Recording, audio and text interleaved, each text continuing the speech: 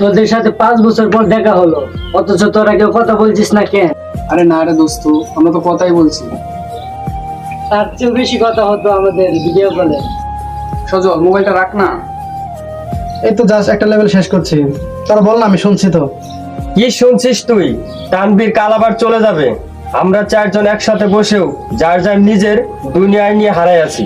আকাশ, তুই সবসময় অতিরিক্ত রিয়েক্ট করিস। গেম খেলবো না, আমরা তো সবাই একসাথে বসে আছি, এটা কি বড় কথা নয়? না, এটা বড় কথা নয়। শরীরটা এক জায়গায় থাকলে একসাথে থাকা হয় না। তোর কাছে আমাদের চেয়ে কি গেমটাই বেশি দামি?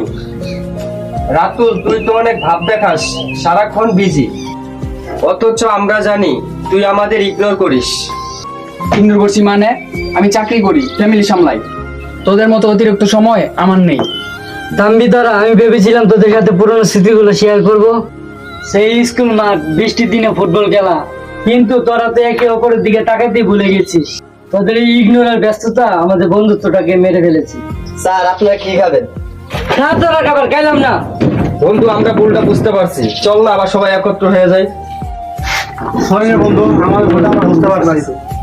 তোরা ভুল বুঝতে পারছো নিজের, এটাই অনেক রে বন্ধু। তোরা তো নিজের দুনিয়া হারিয়ে গেছিলে, তোদের মতো বন্ধুত্ব পাওয়া ভাগ্যের বিষয়। সরি রে।